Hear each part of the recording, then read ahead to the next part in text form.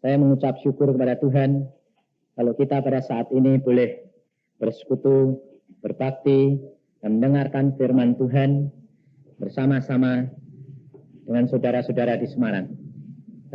Saya sebetulnya memang dari Bandung, saudara, tapi sebetulnya orang Jepara. Dan istri saya orang Semarang. Jadi kota Semarang ini tidak asing. Karena saya juga di Semarang dari tahun 49 sampai 56. Dan saya menjadi hamba Tuhan penuh, meletakkan praktek melepaskan semuanya untuk Tuhan mulai tanggal 1 April tahun 80. Panggilan Tuhan pada waktu saya yang pertama lulus SMA, yang kedua panggilan Tuhan itu pada waktu saya di kedokteran gigi itu tingkat 4. Pada waktu tingkat 4 itu teman saya yang dulu bekas sekretaris DGI, saudara Albert, itu sekarang di Singapura dia. Bersama-sama dengan saya dapat beasiswa lagi ke Amerika 5 tahun menjadi hamba Tuhan. Dan dia mengatakan, yuk kita berangkat. Lalu ayah saya yang dulunya menentang, tidak memperbolehkan saya sekolah pendeta, telegramnya itu sampai penuh. Mengatakan ayah setuju, pap mama setuju. Silahkan kamu berangkat. Visa dan paspor sudah disediakan. Lalu saya jawab, tunggu jawaban Tuhan. Sebab jadi hamba Tuhan, kalau tidak dikehendaki dan waktu Tuhan, sengsara. Ada 3 macam golongan hamba Tuhan. Yang ditetapkan untuk jadi hamba Tuhan, itu dipilih dari dalam kandungan ibunya. Yang pertama, yang kedua, jadi hamba Tuhan ditawarkan kepadamu, mau enggak? Terserah, boleh pilih. Yang ketiga, orang yang tidak ditawarin tetapi ngotot mau jadi hamba Tuhan. Itu yang ketiga. Ada 3 golongan itu ada semua. Saudara nanti akan menemui. Dan 3-tiganya nanti akan diuji oleh Tuhan Yesus sendiri. Tetapi yang paling enak adalah kalau jadi hamba Tuhan itu ditetapkan, dipilih dari dalam kandungan. Enak, karena apa? Sudah dibentuk oleh Tuhan jadinya begitu. Tidak kuat, tidak mungkin, mesti kuat. Karena sudah dibikin begitu. Contohnya begini. Saudara mau membuat sesuatu benda yang saudara kehendaki ya mesti sesuai dengan apa yang kekuatan. Umpamanya mobil. Mobil itu perlu ban. Bannya jangan pakai ban sepeda. Tidak kuat. Sebentar lagi jalan berapa kilo sudah habis. Sebab mutunya harus berbeda. Tapi kalau memang ban itu dipakai untuk mobil, bahannya mutunya juga dibuat sesuai dengan apa yang diperlukan. Nah, itu golongan yang pertama. Golongan hamba Tuhan yang ditetapkan, dipilih dari dalam kandungan. Itu tidak bisa jatuh. Artinya jatuh terhilang sampai tidak bisa. Bagaimanapun juga tetap dijemput oleh Tuhan. Tidak bisa. Sebab dia sudah ditetapkan. Dibuat begitu. Gepeng seperti apa, tetap muncul lagi. Nah, itu. Yang kedua, itu boleh pilih. Mau jadi hamba Tuhan, oke. Tidak mau, tidak apa-apa. Itu berat. Karena apa? Karena kita harus menjaga terus kesucian dan kekudusan. Kalau tidak, guling.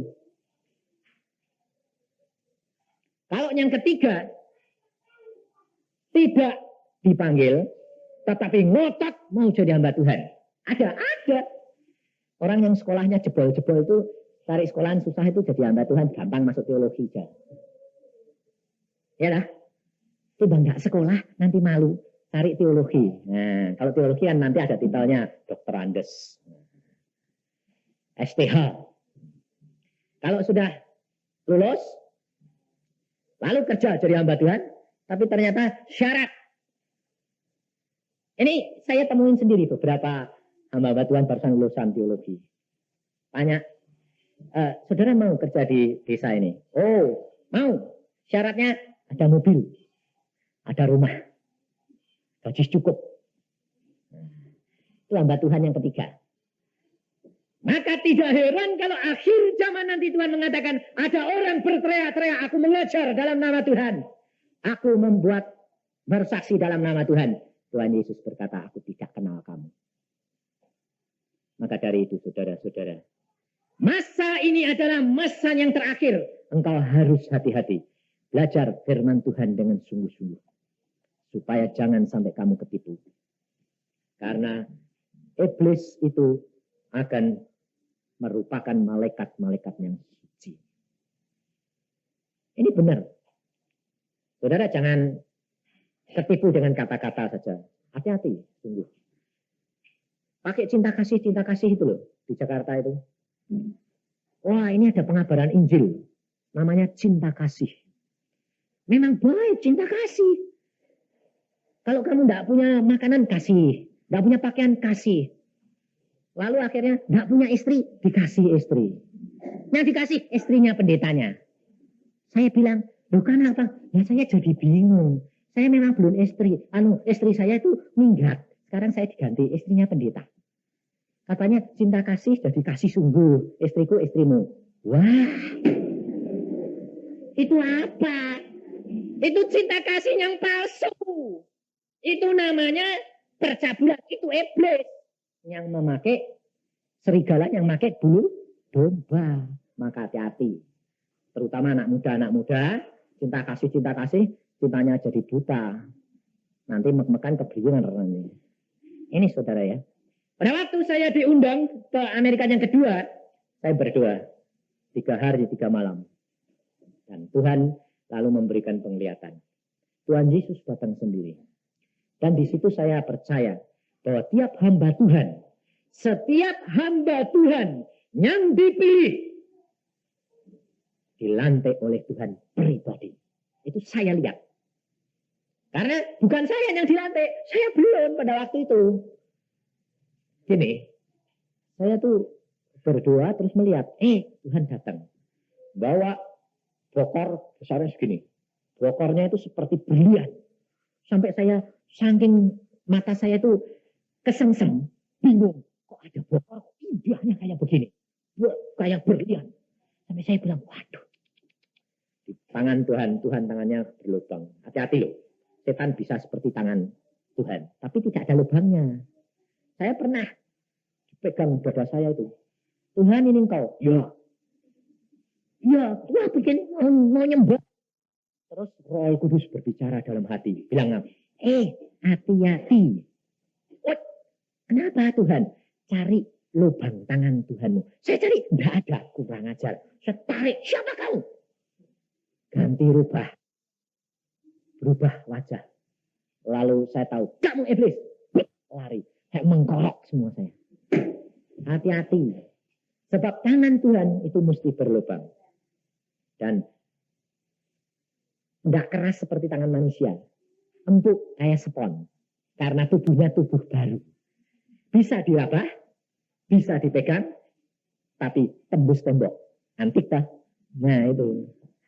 Itu tangan Tuhan, itu Tuhan Yesus. Nah, pada waktu itu saya melihat Tuhan membawa bokor, ada 2 orang datang. Yang satu namanya Kim Chu.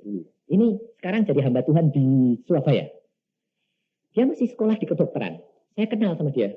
Loh, saya lihat, itu kan Kim Chu. Saya bilang, Tuhan, dia ini kan anak kedokteran. Dia jadi hambaku. Dia tidak akan jadi dokter. Dilantik pada waktu itu. Jadilah hambaku. Lalu diambilkan air, dilantik. Pergi. Satu lagi hamba Tuhan. Masih di SMA. Saya lihat, ini kan Tuhan. Yang sekarang jadi pendeta di GKMI Jakarta. Dilantik Tuhan. Dia jadi hambamu Tuhan. Harus jadi hambaku. Benar. Sekolah jadi hamba Tuhan. Belum punya tujuan. Sekolah akhirnya jadi hamba Tuhan. Lalu saya ini bertelut. Saya senang.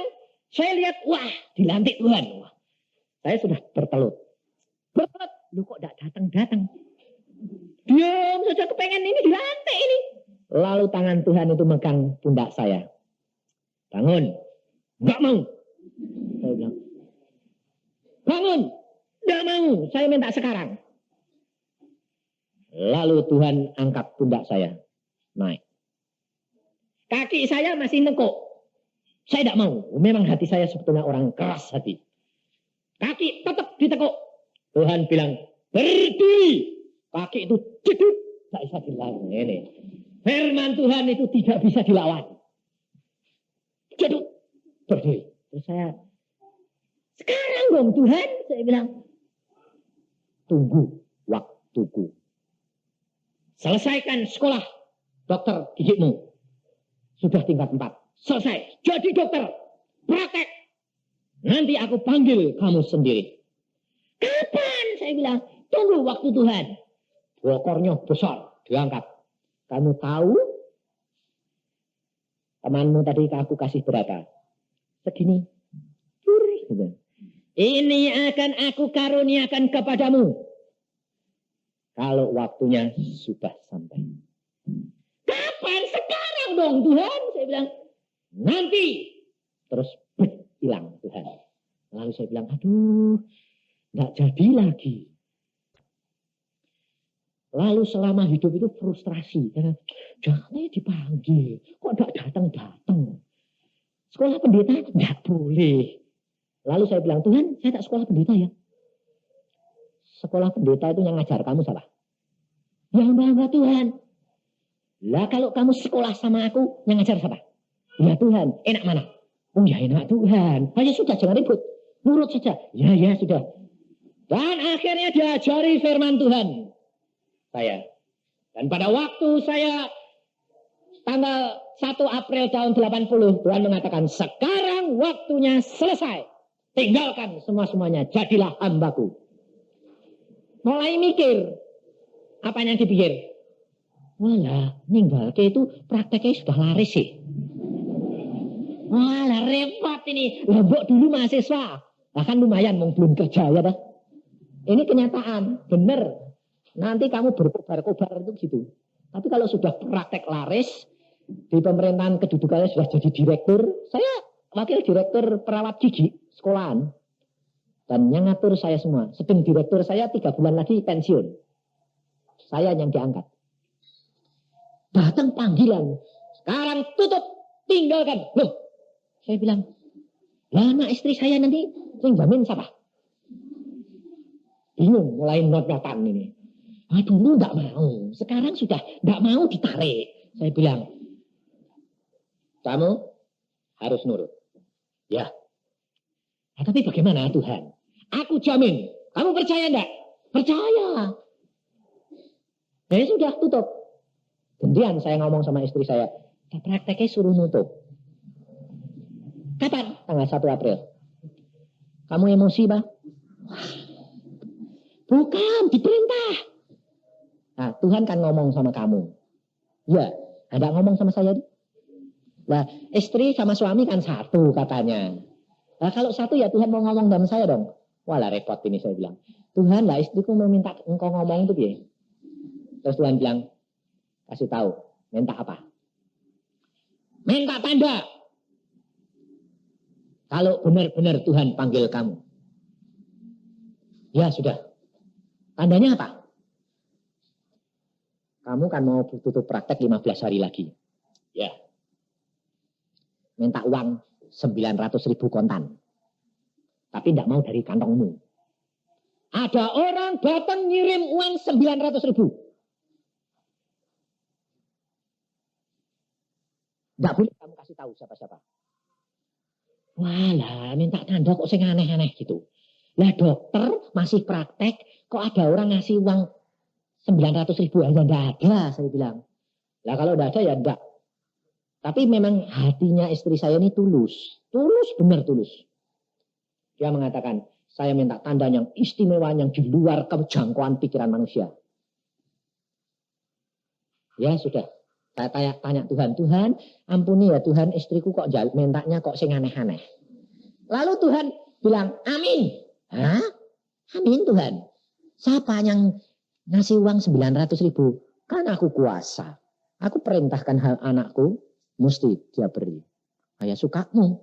Wong dunia engkau yang punya kok. Saya kan cuma budakmu, saya bilang. Oke. Lalu istri saya kasih tahu. Amin, kamu akan dapat bukti. Bener.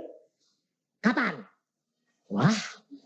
Ladek bilang tanya kapan itu mulai saya deg-degan. Lah kapan? Wong Tuhan tadi tidak ngomong bilang kapan.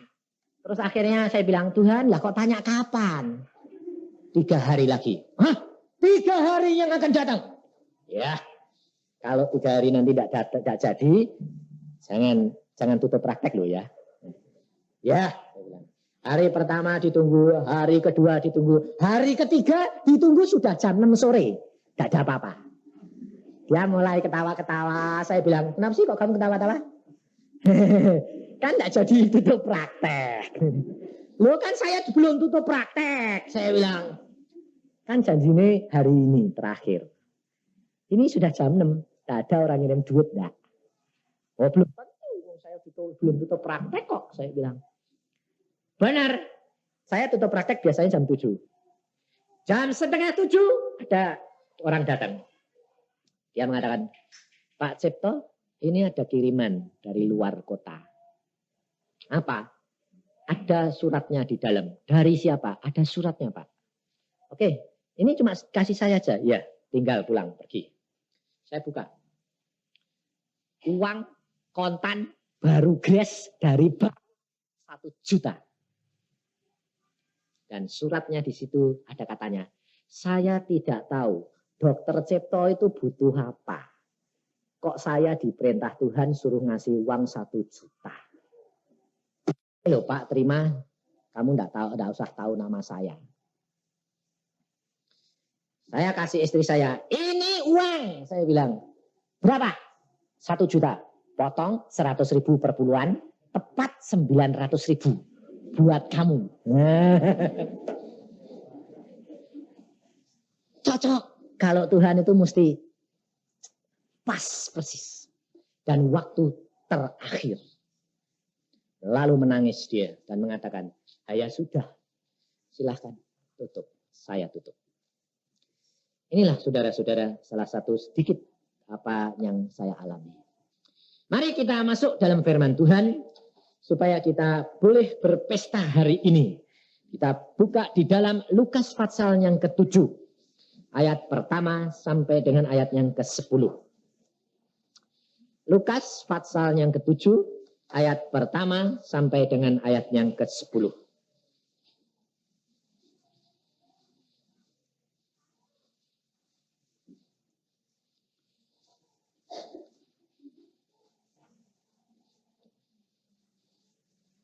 Demikian bunyinya. Setelah Yesus selesai berbicara di depan orang banyak, masuklah ia ke Kapernaum. Di situ ada seorang perwira yang mempunyai seorang hamba yang sangat dihargainya. Hamba itu sedang sakit keras dan hampir mati. Ketika perwira itu mendengar tentang Yesus, ia menyuruh beberapa orang tua-tua Yahudi kepadanya untuk meminta supaya ia datang dan menyembuhkan hambanya. Mereka datang kepada Yesus dan dengan sangat mereka meminta pertolongannya. Katanya, ia layak engkau tolong sebab ia mengasihi bangsa kita dan dialah yang menanggung pembangunan rumah ibadat kami. Lalu Yesus pergi bersama-sama dengan mereka. Ketika ia tidak jauh lagi dari rumah perwira itu menyuruh sahabat-sahabatnya untuk mengatakan kepadanya, Tuan, janganlah bersusah-susah, sebab aku tidak layak menerima Tuan di dalam rumahku. Sebab itu aku juga menganggap diriku tidak layak untuk datang kepadamu, tetapi katakan saja sepatah kata, maka hambaku itu akan sembuh. Sebab aku sendiri seorang bawahan, dan di bawahku ada pula prajurit. Jika aku berkata kepada salah seorang prajurit itu, pergi, maka ia pergi. Dan kepada seorang lagi datang, maka ia datang. Ataupun kepada hambaku, kerjakanlah ini, maka ini dikerjakannya. Ia mengerjakannya.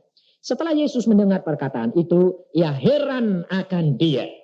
Dan sambil berpaling kepada orang banyak yang mengikuti dia, dia berkata, Aku berkata kepadamu, iman sebesar ini tidak pernah aku jumpai sekalipun di antara orang Israel. Dan setelah orang-orang yang disuruh itu kembali ke rumah, didapatinya lah hamba itu telah sehat kembali. Puji Tuhan. Mari kita menghampiri Tuhan sekali lagi. Tuhan, kami kembali menghadap kepadamu. Engkau urapi hambamu dan anak-anakmu yang mendengar, Tuhan. Mari Tuhan Roh Kudus berbicaralah dan satukan kami di dalam roh-Mu. Tuhan, hambamu tidak mempunyai apa-apa. Engkau sendiri yang berbicara kepada hambamu harus membawakan firman-Mu ini. Dan hamba akan sampaikan. Engkau berbicara Tuhan Roh Kudus. Hambamu hanya sebagai saluran. Apapun yang engkau kehendaki, jadilah. Karena engkaulah Allah kami yang ajaib. Dalam nama Tuhan Yesus kami sudah berdoa. Terima kasih Bapak. Amin. Kalau saudara-saudara mendengar firman Tuhan. Tuhan Yesus pada waktu itu adalah seorang bangsa Yahudi. Saya akan gambarkan terlebih dahulu situasi pada waktu Tuhan Yesus. Pada waktu zamannya Tuhan Yesus, orang Israel dijajah oleh orang Rom. Ini perwira adalah perwira Rom. Orang yang tidak percaya kepada Allahnya orang Israel. Dia ini berkuasa di dalam kota itu. Dan dia mempunyai seorang hamba yang sakit keras mau mati. Coba renungkan saudara-saudara. Dia seorang Rom yang mempunyai akal budi dan kepintaran. Dia seorang yang berpangkat, berkuasa. Kalau hambanya sakit, pasti dia cari dokter. Sebab zaman itu sudah ada dokter. Lukas itu dokter. Tabib tidak-tidaknya. Dia cari. Mesti. Dan dia sudah mencari kemana-mana. Tapi hambanya itu sakit tetap mau mati. Dan dia mendengar ada seorang Yahudi yang mempunyai kuasa. Yaitu Yesus. Lalu dia perintah orang tua-tua.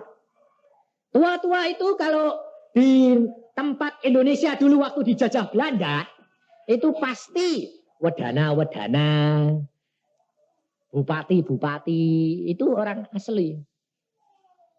Jadi mereka diperintah untuk menemui Yesus karena Yesus adalah seorang jajahan, seorang rakyat jelata. Lalu tua-tua itu datang kepada Tuhan Yesus. Dia patut kamu tolong. Sebab dia mengasihi bangsa kita. Yang membuat rumah ibadat kita dia. Orang yang tidak kenal Allah. Orang yang menjajah. Dia sosial. Lalu Tuhan Yesus datang. Tuhan Yesus datang. Sebelum sampai ke rumahnya. Diutus lagi sahabat-sahabatnya. Mengatakan kepada Tuhan Yesus, jangan susah, saya tidak layak terima kamu. Jangan, tidak usah masuk ke rumahku. Coba bayangin saudara-saudara.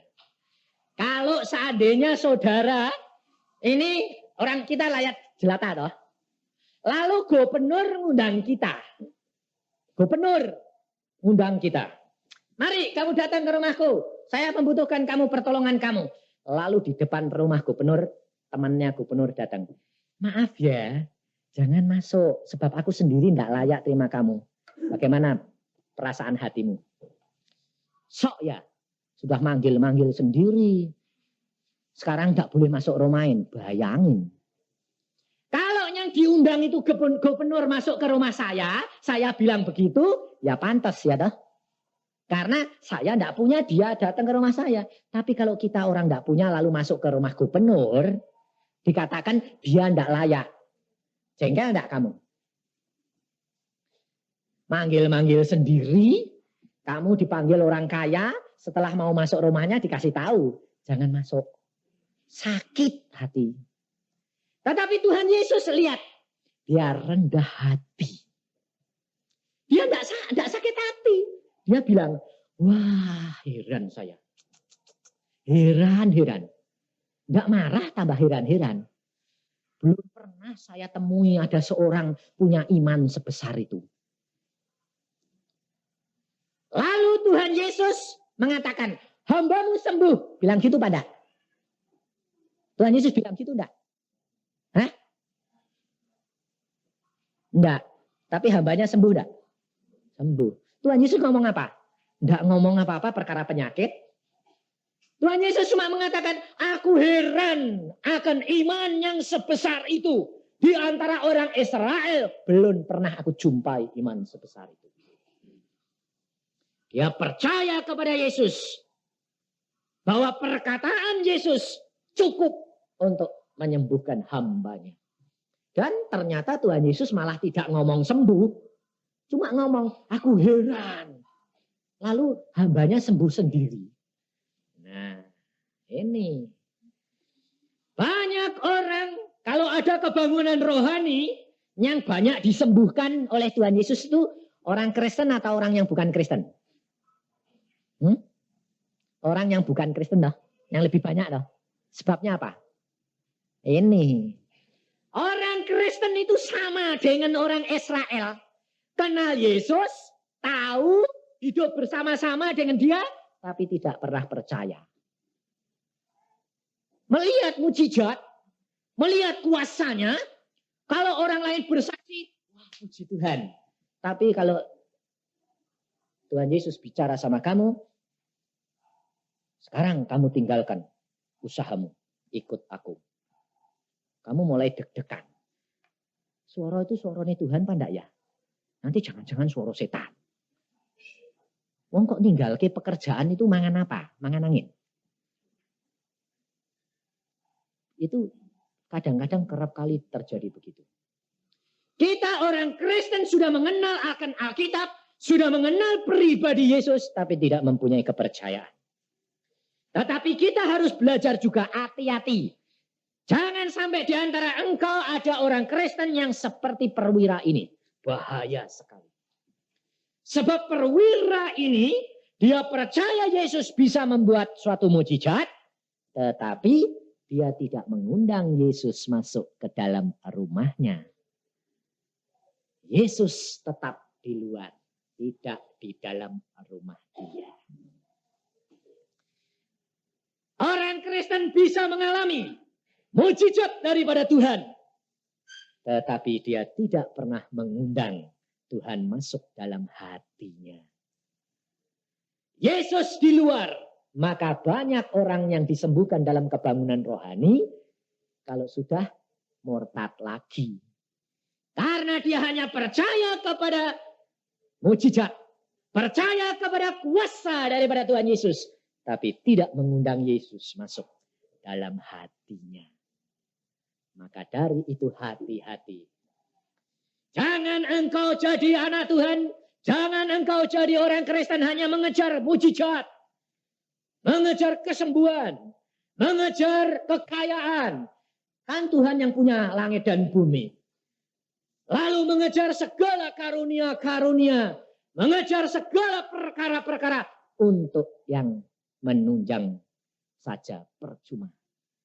Tapi cari Yesus dalam hatimu. Maka engkau punya segala-galanya. Undang dia masuk. Itulah yang pertama. Orang bisa mengambil kuasa Yesus. Orang bisa menggunakan nama Yesus. Maka Tuhan Yesus berpesan, kamu harus melihat tiap-tiap pohon dari buahnya. Jangan percaya begitu saja. Buahnya yang lihat harus buah-buah roh. Dalam Galatia 5:22. Kalau tidak ada buah-buah roh, jangan percaya. Biarpun dia mengatakan nama Yesus. Saudara harus hati-hati karena masa ini masa yang jahat. Banyak serigala-serigala berbulu domba. Mereka mengatakan kasih, kasih, kasih. Tetapi hanya ingin menyesatkan saudara dan saya. Tuhan Yesus berkata kalau waktunya tidak disingkatkan, maka orang yang terpilih pun dapat terhilang.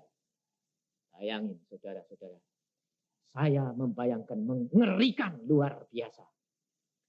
Karena saya tidak dapat membayangkan bagaimana sengsaranya di neraka. Nanti.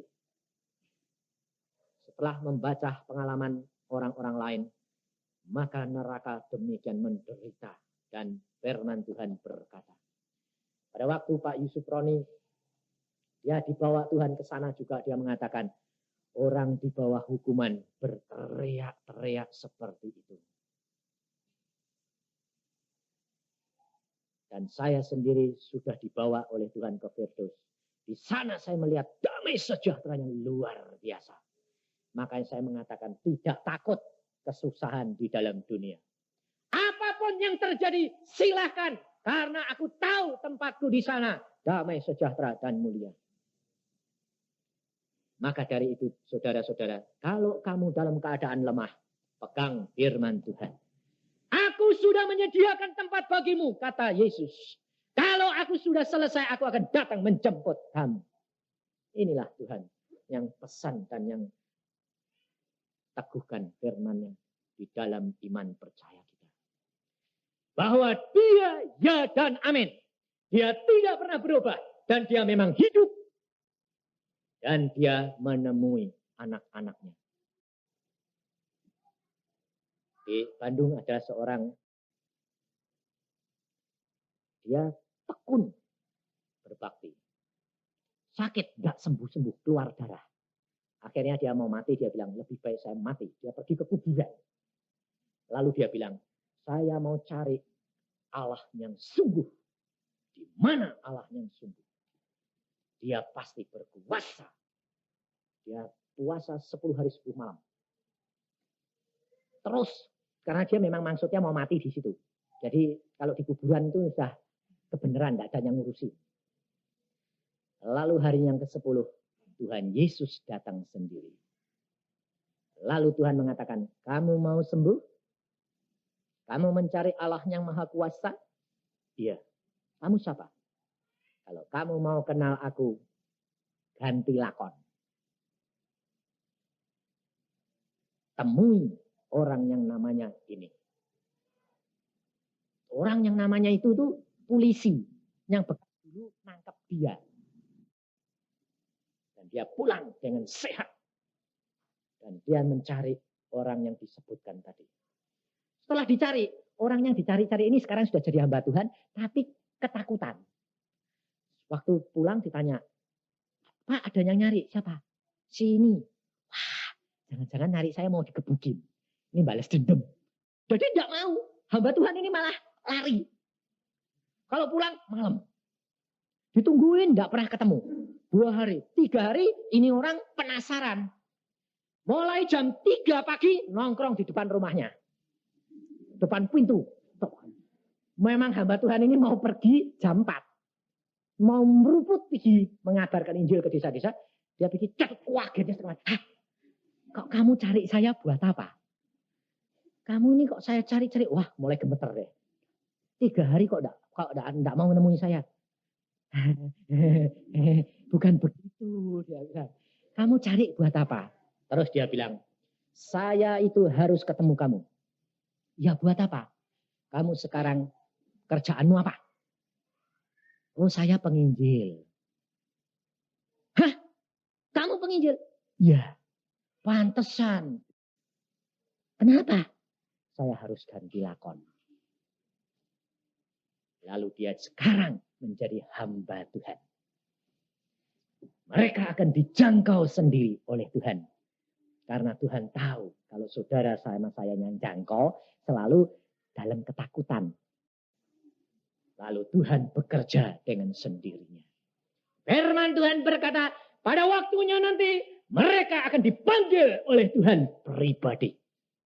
Dan sekarang banyak yang sudah dipanggil. Jadi saudara, jangan sampai engkau dan saya ketinggalan. Hati-hati, jangan sampai seperti bangsa Israel. Maka perwira-perwira itu, orang kafir itu, dia percaya. Dia melihat mujizat Tuhan. Dia melihat kuasa daripada Tuhan. Tapi orang Israel sendiri tidak mengalami apa-apa. Karena apa? Karena mengatakan percaya.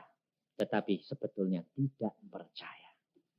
Kalau kamu percaya, kamu harus bertindak. Dan aminkan tiap-tiap kata Yesus. Jalankan. Maka kamu akan melihat hasil yang gemilang. Karena Yesus itu tidak berubah. Tapi untuk sampai ke situ tuh bagaimana? Ya Pak Yusak sih ngomong tuh gampang. Tapi coba Pak, kalau kamu ngalami sendiri yang sakit. Ya, saya sendiri sudah pernah. Jangan dikira saya tidak pernah. Saya berani bersaksi di sini. Saya berani meninggalkan semua-semuanya. Karena saya ngalami bahwa memang manusia hidup bukan dari roti. Tetapi dari tiap-tiap firman daripada Allah.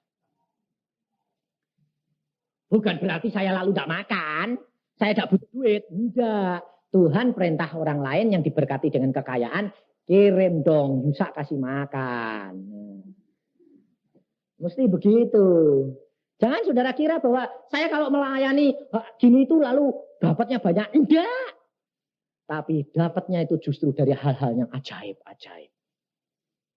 Orang nggak kenal, ngirim. Sampai saya melongok. Di depan rumah itu ada orang itu bawa beras sekarung. Saya itu nggak tahu apa-apa. Orang itu tanya gini, ini rumahnya Pak Yusak? Iya. Saya boleh ketemu Pak Yusak? Ya saya. Oh ini Pak Yusak. Yang dokter yang ngelepasi praktek itu? Iya. Oh, saya barusan dengar dari orang. Tapi nggak pernah ketemu sama Anda. Orang Katolik. Saya tadi beli beras buat saya. Tapi kok ada suara beli beras buat Yusak. Apa Yusak? Dokter Yusak yang melepaskan prakteknya. Oh ya, saya pernah dengar. Rumahnya di Gatot Subroto. Apa ini benar? Wah, didorong terus suruh beli 2 karung. Oh, akhirnya dia beli 1 karung, dia tapi takut nanti menyinggung. Lalu, maaf ya Pak, saya ini memberikan ini karena ada dorongan. Belum pernah selama hidup saya ngasih orang beras. Lalu saya masuk, pembantu saya keluar. Ditanyai, Neng, sini. Berasnya Pak Yusak tinggal berapa? Oh, tinggal 2 kilo. Oh, pantesan. Lalu dia itu senang sekali. Lah saya keluar lagi. Loh, lah Om ini kok senang-senang kok. Mukanya kok sinar-sinar gitu. Mesem-mesem saya bilang, ada apa Om? Wah, puji Tuhan. Loh kok puji Tuhan apa? Saya senang sekali. Memang beras Anda kurang tinggal 2 kilo dah. Oh iya, memang. Sekarang saya kirim 1 karung ya. Hai puji Tuhan. Ini loh saudara-saudara. Kalau kamu percaya bahwa burung diberi makan, mengapa kamu takut? Besok ngapain? Apa? Coba bayangin. Saya sebagai seorang dokter, istri dan anak-anak saya itu sudah biasa hidup sebagai seorang dokter. Kalau hidup keluarga dokter yang sudah praktek 14 tahun, lah duitnya itu kan seenaknya tuh pakai. Itu soalnya. Tapi sekarang jadi hamba Tuhan, bagaimana? Istri saya yang hatinya itu kebit-kebit terus. Dia bilang, oh ya nanti piye ini? Dandut. Saya bilang, percaya. Tuhan tuh kaya. Iya kaya sih kaya, saya tahu. Tuhan di surga. Tapi di sininya ini dijamin. Kata Tuhan, carilah kerajaan surga serta kebenarannya. Maka yang lain semuanya akan ditambahkan. Lalu dia bilang, ditambahkan? Ya, bisa enggak? Bisa. Buat Tuhan tidak ada yang mustahil. Anak saya perempuan bilang, Mama ini kok lucu. Kenapa? Lawang Tuhan itu kan maha kaya. Kalau papa praktek dokter, 1 bulannya minimal 300-400 ribu buat kebutuhan keluarga. 300-400 ribu. Sekarang jadi hamba Tuhan. Ya pasti toh Mama, ditambahi toh duitnya. Enggak 300, mesti minimal 500 dong Mama. Sebabnya apa? Lah Mama coba cari pembantu. Pembantunya digaji orang 5.000. Kalau diundang Mama, gaji 5.000. Enggak mau enggak. Mesti dinaikin 6.000 ya toh. Baru mau pindah. Lah wong papa sudah praktek. Enak-enak. Tuhan bilang tutup jadi hambaku. Ya mesti gajinya ditambah. Loh kamu kok punya percaya begitu? Ya itu pikiran pikiran budu-budunan deh. Tapi mesti begitu wong Tuhan kaya kok. Kamu percaya? Percaya. Ya sudah jadi. Tapi kalau nanti kamu butuh duit yang minta mama enggak punya, jangan marah ya. Oh mesti punya. Mama tinggal begini. Saya kan istri. Anakmu minta uang, mana? Jadi mama minta papa. Lah papa? Papa ya telepon ke surga. Saya bilang, Tuhan, dia minta loh. Engkau janji jamin nih. Jamin dong Tuhan. Gitu saja. Oh, lah, kamu kok siapanya percaya? Tidak tahu, saya yakin. Dan saudara percaya, sejak saya meninggalkan profesi, tidak pernah Tuhan tinggalkan. Minimal 500.000. Bulan yang lalu saya dikasih berapa? 900.000. Saya sampai melongo. Loh, saya itu bulan yang lalu, setengah bulan di rumah. Baca Alkitab, sembahyang, nongkrong, ngobrol dengan Tuhan. Duitnya datang sendiri. Aneh enggak? Enggak usah takut. Tuhan kirim. Tapi jangan merasa, wah diberkati Tuhan, kantongi kebet. Nanti mondol-mondol, nanti jatuhan. Sebabnya melendung. Jangan. Kalau Tuhan bilang salurkan, salurkan. Saya kalau terima, selalu bilang, Tuhan, ini untuk siapa? Untuk Yusa? Oke, terima kasih Tuhan. Kadang-kadang terima dari Jakarta. Tuhan, ini untuk siapa? Untuk teman saudaramu seiman. Dia. Seorang pengusaha. Saya bilang, loh mbak pengusaha kok, Bok. Suruh ngasih Tuhan. 50.000. Tidak apa-apa, berikan. Kamu tidak tahu. Oke, saya salurkan. Mari, maaf ya. Saya ini cuma menjadi saluran. Ini berkat saya terima dari Jakarta. Hanya lewat saja. Saya ini cuma saluran dilewati. Kalian terima. Terus, lu kok Pak Yusa yang ngasih saya? Enggak, saya ngasih Pak Yusa. Oh enggak, saya enggak ngasih kamu. Saya cuma dipakai saluran. Gerojok-gerojok lu ngomongmu. Habis itu ya enggak tahu kamu butuh apa. Menangis. Karena bayar utangnya kurang 50.000 persis pagi itu. Kalau tidak, dia dipermalukan.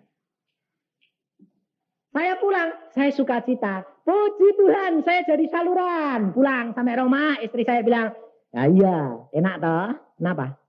Nyalurin goban 50.000, sekarang terima lagi tepek jeng. Loh, enak, aku coba tadi tidak disalurin, terima cuma 50.000. Sekarang karena kamu salurkan, terimanya double 2 kali. Lah mau dipakai saluran diopai. Nah, saya bilang itulah Tuhan yang ajaib sekali. Jadi tidak usah takut. Hidup dengan Tuhan itu jangan khawatir. Apapun yang terjadi, terjang saja. Kalau itu dengan Tuhan, maka segala perkara terjadi. Kalau saudara mempunyai sakit, saudara tidak usah mengatakan, Tuhan sembuhkan. Kamu hanya berkata, aku percaya engkau tabib di atas segala tabib. Kalau engkau berfirman, segala perkara dapat terjadi. Dan kalau dia mengatakan, ucapkan syukur, percaya saja, pasti jadi. Tapi saudara kerap kali melihat kenyataan. Lah katanya, Tuhan mau nyembuhin, kok jadinya malah mau mati. Lah bingung. Udah mulai matanya ngocor terus, Tuhan kasihani saya sih Tuhan. Kasihani ya Tuhan. Enggak bakal sembuh-sembuh. Karena apa? Tuhan tuh paling enggak suka orang kasihan diri sendiri. Salah satu alat iblis yang dipakai untuk menyerang anak-anak Tuhan adalah kasihan diri sendiri. Jangan sekali-kali kasihan diri sendiri. Maka dalam Alkitab saya, pada waktu saya di dalam pengasingan selama 3 bulan, hidup sendiri dengan Tuhan secara pribadi, ditulis di sini. Tuhan mengatakan, tulis di dalam Alkitabmu, jangan kasihan diri sendiri, karena itu jerat bagi hamba Tuhan. Karena kalau sudah mulai kasihan diri sendiri, maka iblis akan masuk dan kuasa Tuhan tidak akan dapat menjangkau kamu. Tetapi ucapkan syukur dalam segala perkara. Meskipun matamu melihat kenyataan yang berbeda, tapi percayalah, jangan kamu bimbang. Sebab pada waktu Tuhan Yesus mau menyembuhkan seorang yang umurnya 12 tahun, semua orang nangis. Tuhan Yesus berkata apa? Oh, dia tidak mati, hanya tidur. Orang lain ketawa. Kenyataan mati tidak? Mati, tapi harus bangkit kalau Yesus menghendakinya. Ini pada waktu anak saya sakit juga begitu. Waktu sakitnya sudah parah sekali, dokter mengatakan mati anak ini. Tidak bisa. Sebab apa yang diminum keluar. Apa yang dimakan keluar. Mesti mati. Dan panasnya itu 41 2 minggu. Selaput otaknya sudah meradang. Kalau sembuh, buta, tuli, atau gila. Tapi waktu kami sudah serahkan, saya mengatakan pada istri saya, yuk kita berdoa. Tuhan, apa yang harus kami berbuat dengan anakku ini? Kalau engkau mau bawa pulang, silahkan. Kalau engkau mau kembalikan, terima kasih. Semuanya demi kemuliaan nama Tuhan. Pulang, untung. Karena saya tahu Firdaus sudah menanti dia. Lalu pada saat itu, seorang adik saya dipakai Tuhan. Mengatakan, hanya dengan doa dan puasa anakmu sembuh. Saya mengatakan, amin. Mari, istriku sembayang dan berpuasa. Kita puasa. Lalu obat semua stop. Lalu kita puasa. Hari pertama, tambah buta. Gelap, gelap apa? Gelap. Hari kedua, Papa, kenapa tidak bersuara, Papa? Tuli. Hari ke-10, anak itu berkata, Mama, Oli, mana Papa? Kenapa? Saya mau berangkat. Nanti jam 3. Menjurus kepada kematian. Hari ke-10 kami puasa. Padahal firman Tuhan berkata, hanya dengan doa dan puasa anakmu sembuh. Tapi kenyataan yang kita lihat, tiap hari menurun dan akhirnya mau mati. Dan pada waktu saya datang dari kantor, telinga saya ini ada yang berbicara, anakmu mati, anakmu mati, anakmu mati. Dan saya mengatakan, puji Tuhan, kalau anakku harus pulang. Firman-Nya dia tetap ya dan amin. Tapi kalau dia menghendaki pulang, amin. Lalu karena kata-kata itu terus, akhirnya di sekolahan, saya ngarang apa? Ngarang khotbah kematian anakku. Saya mengatakan, kalau anakku berangkat, jangan ada air mata. Karena saya tahu dia di dalam Firdaus menanti saya. Sukacita karena bertemu dengan Tuhan kita Yesus Kristus. Lalu saya pulang. Saya tanya ayah saya. Karena saudara-saudara kumpul semua sudah. Karena itu cucu pertama. Saya saking ini banyak bilang anakmu mati, anak mati. Saya ketemu papa sudah mati. Kaget papa marah setengah mati. Bapak gila.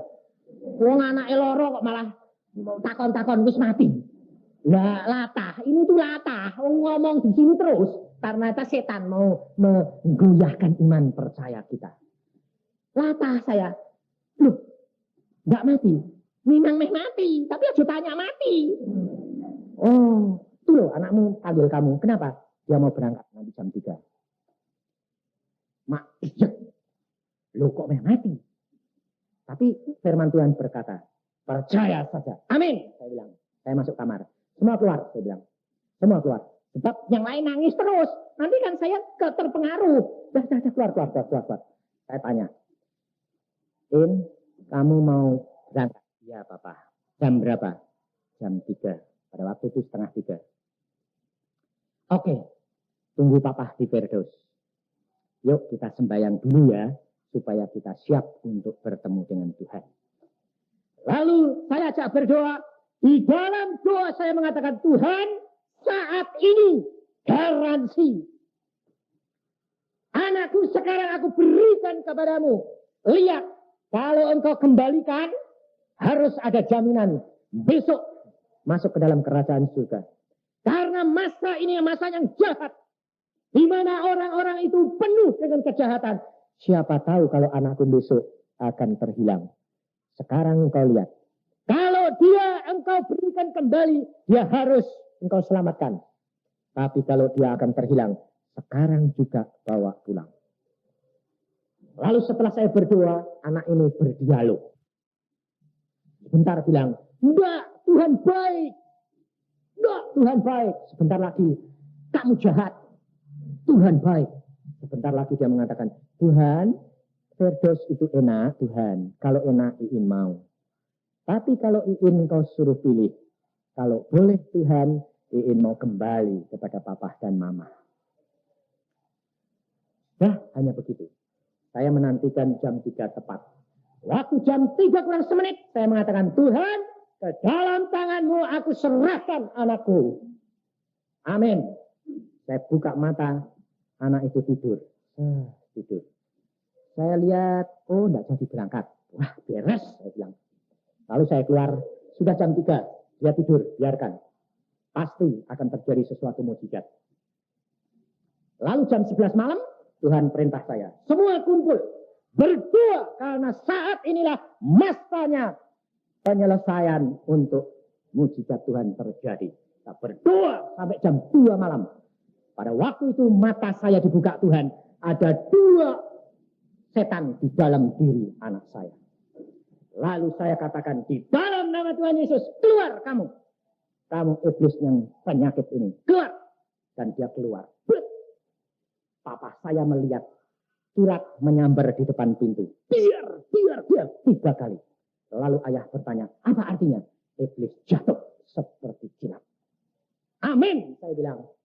Buka mata anak itu. Papa, mama, ini gimana? Sembuh kamu. Karena kuasa daripada Tuhan.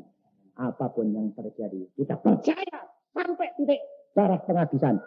Dan kita melihat kuasa Tuhan dinyatakan. Sembuh total. Tidak ada cacat. Sampai sekarang tetap juara kelas. Dan dokter melihat ajaib sekali. Pendeta melihat ajaib sekali. Bagi Tuhan tidak ada barang yang mustahil kalau engkau percaya bahwa Yesusmu ajaib. Amin. Mari kita berdoa. Tuhan, Engkau tulik hati kami pribadi demi pribadi. Engkau tilik cawan kami Tuhan yang penuh kekotoran. Selama ini kami tidak percaya kepadamu Tuhan. Ampuni kami Tuhan. Ampuni kami Tuhan. Ampuni kami Tuhan. Yesus ya karya kutus syukur ya kutus kaya. Tuhan, anakmu sudah hambamu sampaikan firman-Mu. Engkau berbicara terus Tuhan. Ini pekerjaanmu Tuhan. Engkau bangun anak-anakmu, jangan sampai ada yang tertinggal Tuhan Yesus. Supaya mereka mengalami apa yang hambamu alami Tuhan. Hambamu serahkan mereka dalam tangan-Mu Tuhan. Dan biarlah Engkau berbicara terus. Supaya kuasa-Mu dinyatakan dan disempurnakan Tuhan Yesus.